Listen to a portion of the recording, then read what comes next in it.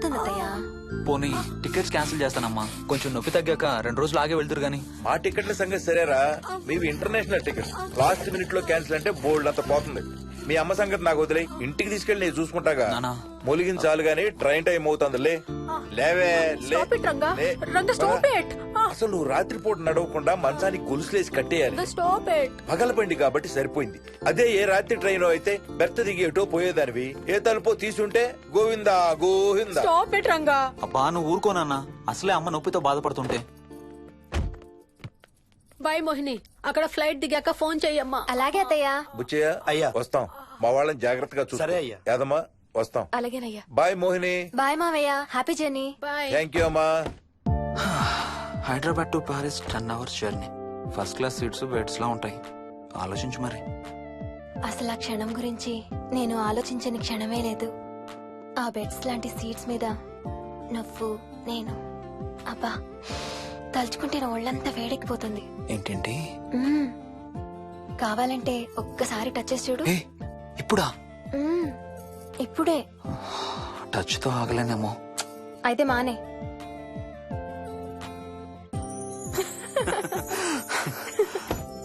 రేయ్ తొందరగా రారా, టైం అవుతుంది.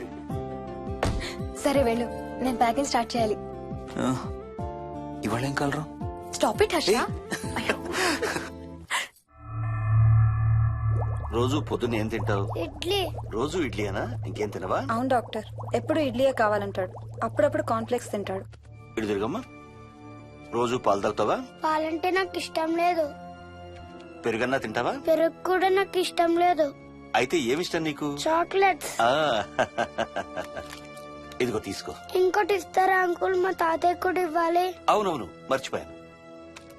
ఇదిగో. Thank you. ఇంతకీ మీ తాతయ్య ఎక్కడున్నారు? బయటే కూర్చున్నారు. సరే అయితే వెళ్ళి మీ తాతయ్యతో ఆడుకో. Sir thank you. మీకు మీ బాబు గురించి చెప్పే ముందు నేను ఈ మధ్య డీల్ చేసిన ఒక కేసు గురించి మీకు చెప్పాలి. ఈ అమ్మాయి పేరు కల్పన. ఇప్పుడు 18 ఏళ్లు. తనకు 10 ఏళ్ల వయసులో నా దగ్గరికి తీసుకొచ్చారు. రాయడానికి చదవడానికి బాగా ఇబ్బంది పడేది. 10th స్టాండర్డ్ 3 సార్లు అన్ని సబ్జెక్ట్స్ లో ఫెయిల్ అయింది. తనకి చదువు రాదనే డిప్రెషన్ తో ఆత్మహత్య కూడా ట్రై చేసింది. అలాంటి అమ్మాయి సడన్ గా ఒక రోజు పుస్తకాలు తీసుకుని రూమ్ లోకి వెళ్లి గంటలు గంటలు చదవడం స్టార్ట్ చేసింది. 10th స్టాండర్డ్ 96% తో పాస్ అయింది. ఎలాగమ్మా అని అడిగితే వాళ్ళ నాన్నగారు రోజు వచ్చి చదువు చెప్పి హెల్ప్ చేశారంది. నిజానికి ఈ అమ్మాయి నాన్నగారు తను పుట్టకముందే చనిపోయారు. చదువు దారిలో పడ్డాక కల్పనకి వాళ్ళ నాన్నగారు కనబడ్డం మానేశారు. ఈ కేస్ గురించి మాకు చెప్తాను. ఇది కల్పన చిన్నప్పుడు తీసిన ఎక్స్రే. ఇది వికీ ఎక్స్రే. ఈ రెండిట్లోనూ ఈ చిన్న బ్లాక్ స్పాట్ చూసారా? దీన్ని యాంటీరియర్ ఫాంటనల్ అంటారు. పుట్టుకతో చిన్నపిల్లలందరికీ తల మీద ఉండే మెతక భాగం 2 ఏళ్లకి 98% దాకా క్లోజ్ అయి ఒక 6 ఏళ్లకి కంప్లీట్ గా గట్టిపడిపోతుంది. కానీ విక్కీకి 7 ఏళ్లు వచ్చినా ఇది ఇంకా క్లోజ్ అవ్వలేదు. వేల సంవత్సరాలుగా హిందువులు, బౌద్ధులు ఈ మెతక భాగం కింద సహస్రార చక్రం ఉంటుందని నమ్ముతారు. బాడీలో ఉండే అన్ని చక్రాలలో మానసిక ఎదుగుదలకు కావలసిన అతి ముఖ్యమైన చక్రం. ఈ చక్రాన్ని ఒక స్పిరిచువల్ గేట్వే అని కూడా అంటారు. మెడికల్ సైన్స్ కూడా దీన్ని యాక్సెప్ట్ చేసింది.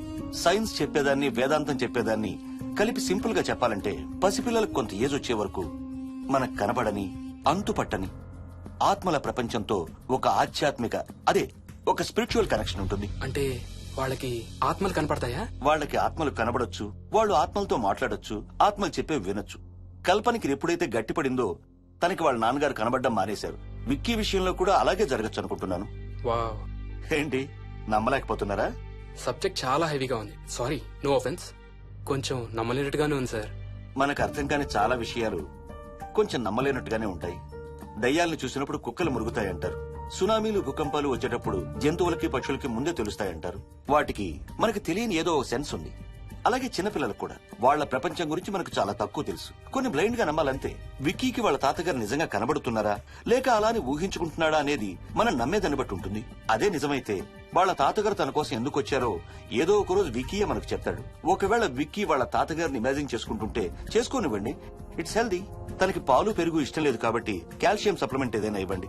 ఇది త్వరగా గట్టిపట్టడానికి హెల్ప్ అవుతుంది. మోస్ట్ ఇంపార్టెంట్లీ మీ అబ్బాయికి బాగా దగ్గర అవడానికి ట్రై చేయండి. తనతో హోంవర్క్ చేయించండి, ఆడుకోండి, బయటికి వెళ్ళండి, రోజుకు ఒక్కసారైనా కలిసి భోంచేయండి. విక్కీలో చాలా మార్పు చూస్తారు. చాలా బాగుంది, తీసుకో. అయితే నేను తినేస్తా. వికీ దా.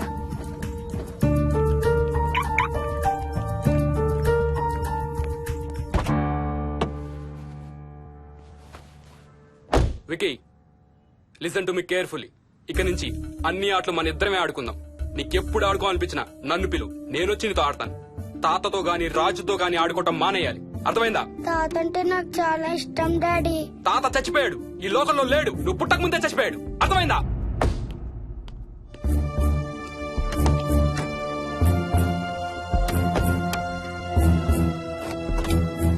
డాడీ, ఏంట్రా తాత నిన్ను సీట్ బెల్ట్ వేసుకోమంటున్నాడు. రేయ్, నిన్ను తాతన స్టాప్ ఇట్. వాడితో డీల్ చేసే విధానం అది కాదు. కార్తీ ఇవ్వు, వాడికి బాగా గారం ఇవ్వు. తర్వాత ఏడుస్తావు నువ్వే.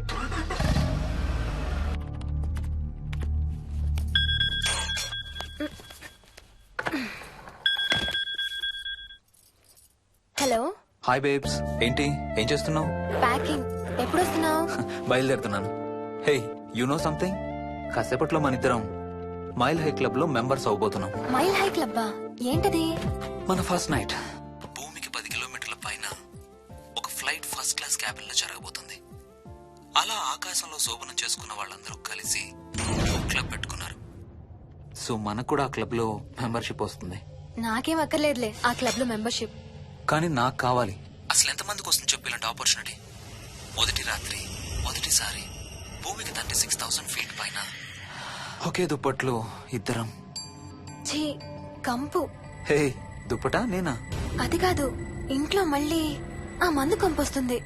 అసలు మా ఎవరికి రాని కంపు నీకెలా వస్తుంది? ఓహో, మర్చిపోయాను, నీ చాలా సెన్సిటివ్ ముక్కు కదా. చాలే ఆపు, తొందరగా బయలుదేరు. ఏ హర్ష, ఆ, ఎన్నింటికి రా ఫ్లైట్?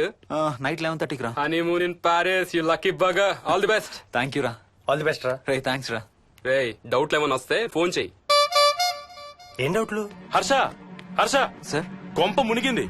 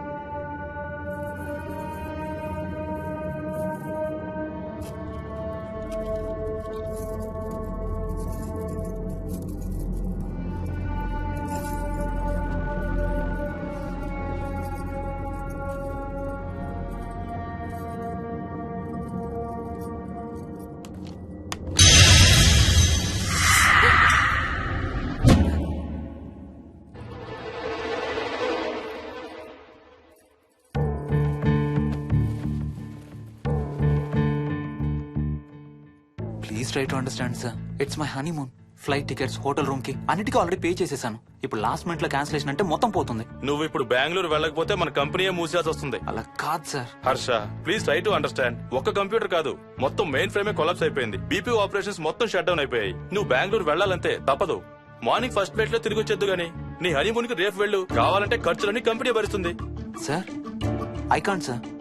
కాంటూ లేదు గీంటూ లేదు. నువ్వు వెళ్ళకపోతే నా ఉద్యోగమే కాదు, నీ ఉద్యోగం కూడా పడుతుంది.